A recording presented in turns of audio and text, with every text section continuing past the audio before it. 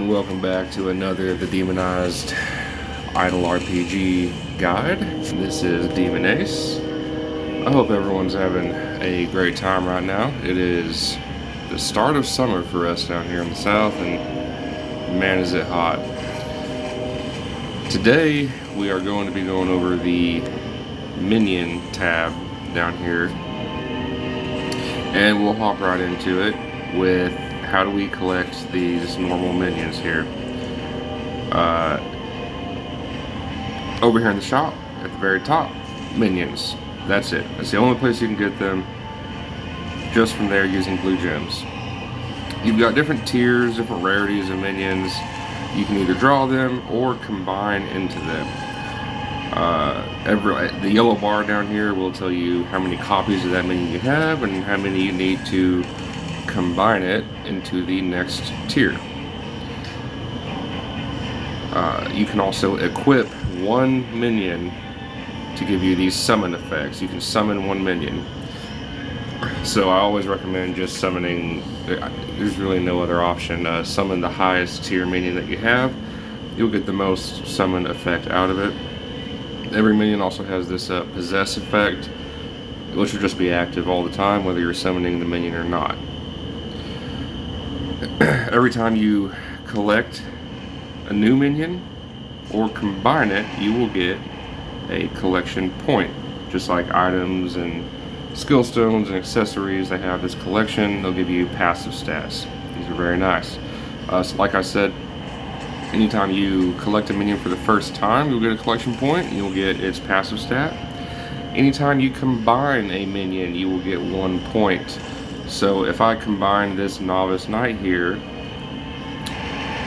even though it will combine into the Rifleman, I will get 1 collection point for Novice Knight. And you can see that I need 5 collection points to upgrade its passive collection stat here. That is how collection works. When do I stop summoning for minions? Depends on where you're at. The short answer is going to be when you get to the Bandit Chief.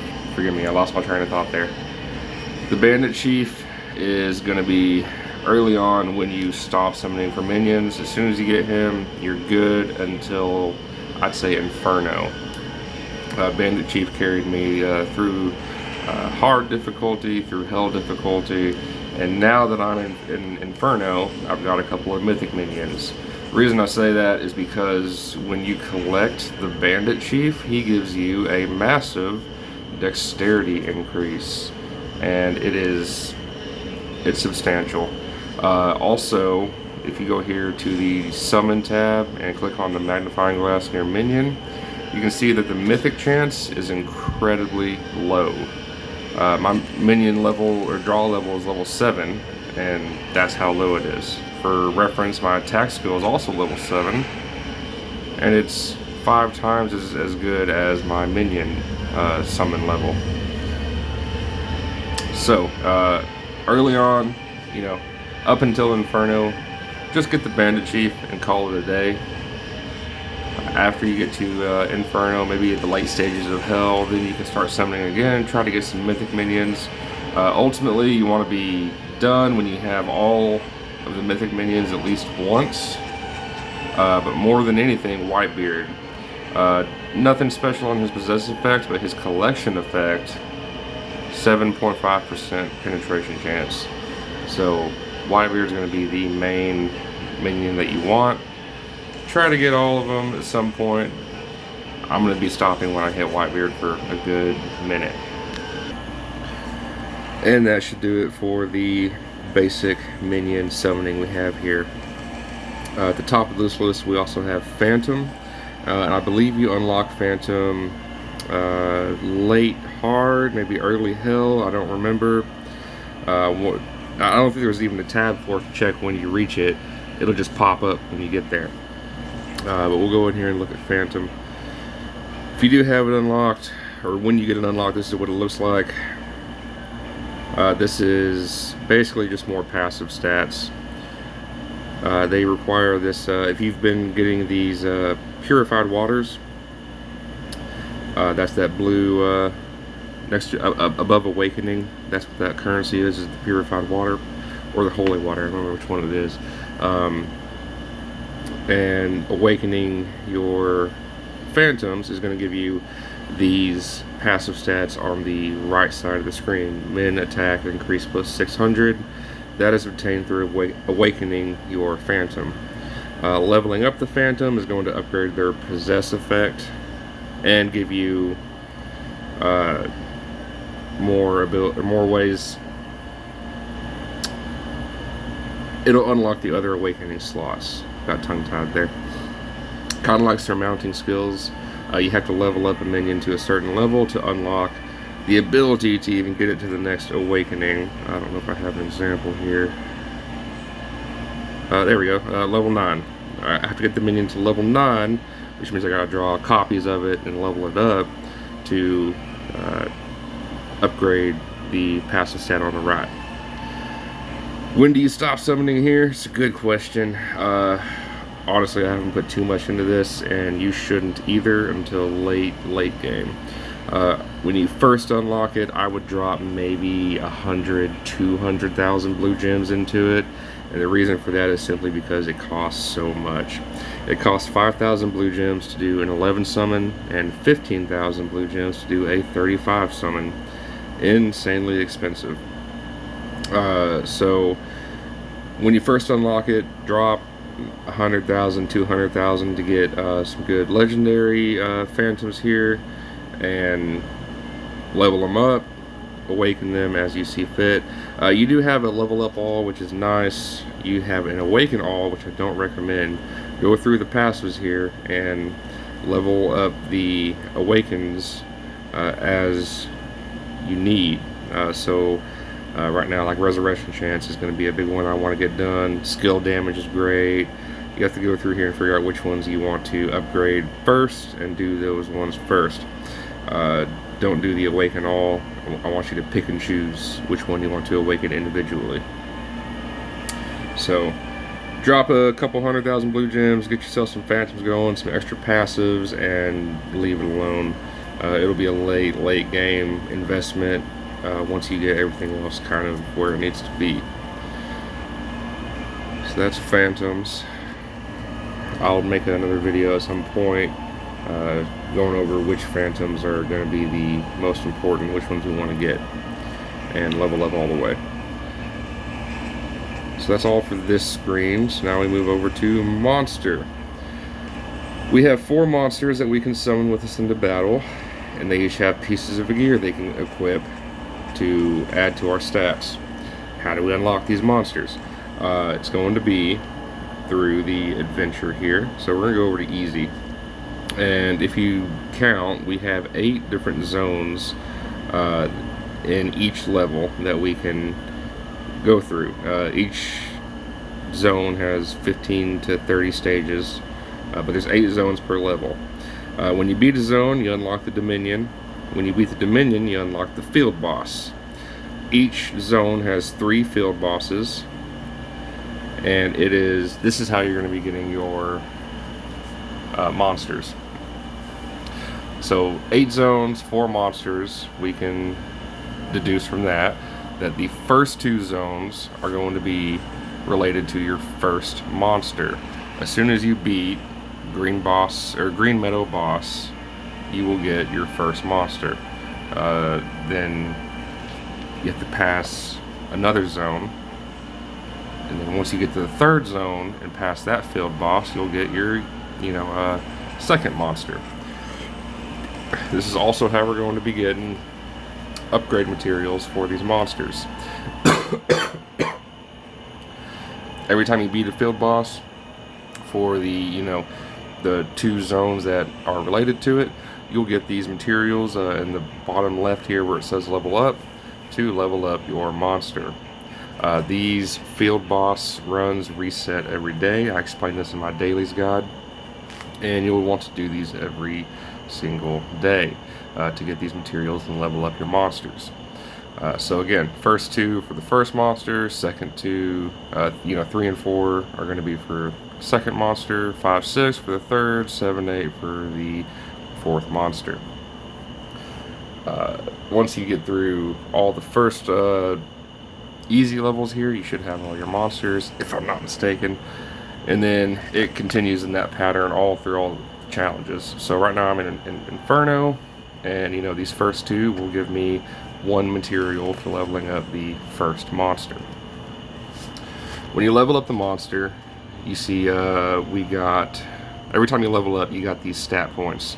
You get 10 stat points per level, and just like most everything else, I know I have a little bit into evasion here, but you're going to be maxing out accuracy. Just put it all on the accuracy. And then you have your yellow bar. You got, like mine says, 331 out of 350. When it gets to 350, it'll cost a few gems. It's not terrible, a couple thousand, and then you can upgrade the monster to the next evolution. Doing so will unlock an ability. This is similar to your character's ability. As you can see, we have different passive stats here that we can roll for. You have 12 abilities you can roll for, as opposed to the 6 on your character's abilities. So just roll for them all. I'm at the point now where I've reached a full set of set options, and I'm just going to start rolling for whatever's left. But leveling up and evolving a monster is how you unlock more abilities. Each monster can also equip a piece of gear for a sword, helmet, and armor. The important thing here is this gear. So, like, for instance, if I go to my showcase and I look at my current set of gear, which is Executor, the sword gives me attack, skill attack, which that's inherent. We'll look at something else. Okay, so my bow here gives me dex. Well, no, that's not even one I can put on.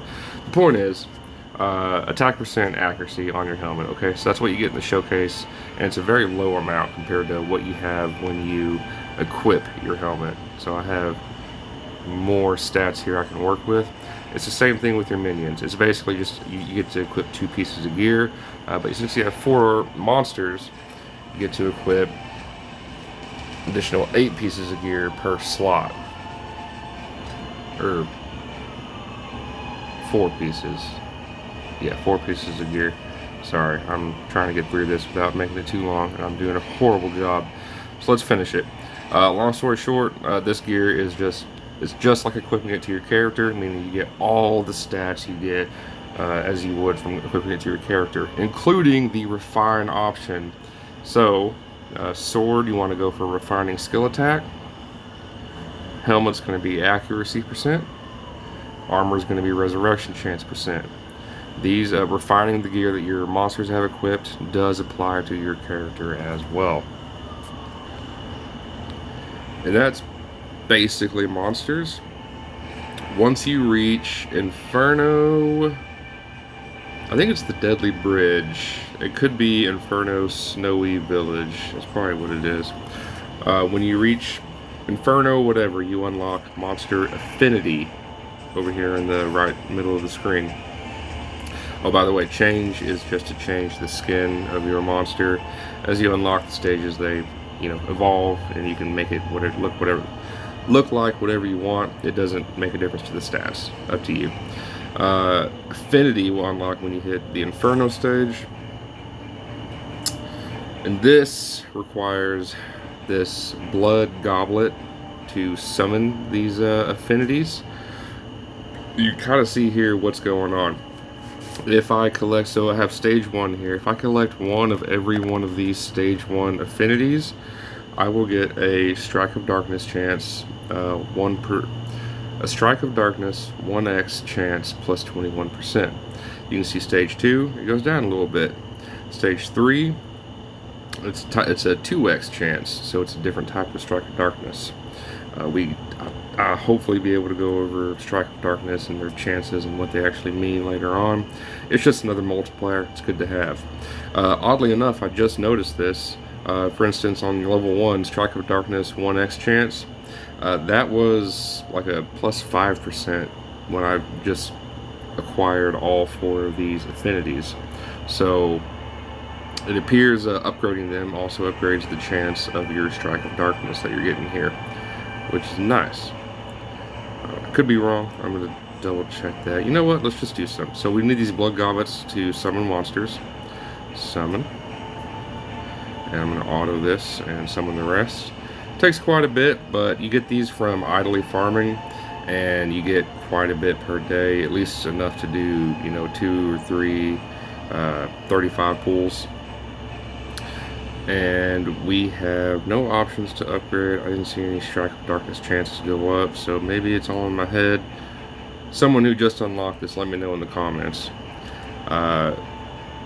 As you level them up, which is going to be your upgrade button here, as you can see, my little goblin here on the level 1 tier 3, I need 150 more to upgrade him to the last tier. And then I can start combining him into the next tier. So these will all combine further and further and get you down the list. You also have summon chance, so getting higher tiers on your summons will be possible later on the more you summon. I'm going to go ahead and combine all, and you can see my slime combined into my rat combined into the goblin, and now I have less goblins I need to summon. Summoning copies and upgrading them will give you these possess effects at the top. So down here we've got, here, this guy hasn't been upgraded at all, so all I have is the fire attack. If I get 10 copies of him, upgrade him, I get that uncommon effect. And these are your affinities. Every day you get a free 100 blood goblets. It's nothing to write home about. 20,000 blue gems for 10,000 blood goblets, which is not even enough for a 10 pull. This, again, kind of like Phantoms, is going to be a late game max out feature. For now, like I said, you get plenty of blood goblets per day to get about 100 summons. Just stick with that. I wouldn't spend any blue gems on this for right now. That was a very long video. I'm very sorry. I'm not the best at this, but I'm working on it and getting better. One of these days I'll sit down and make a script. I just had to get this video done and move on because we've got so much to cover, and I don't feel like we've even scratched the surface, and I'm trying to do my best and getting through the basics and get to the more advanced stuff. We didn't get the event today, unfortunately. Should be getting it tomorrow. I'll be making a video for that, so please come watch, leave a comment if you have a question or a tip for me, and thanks for watching. Have a good night.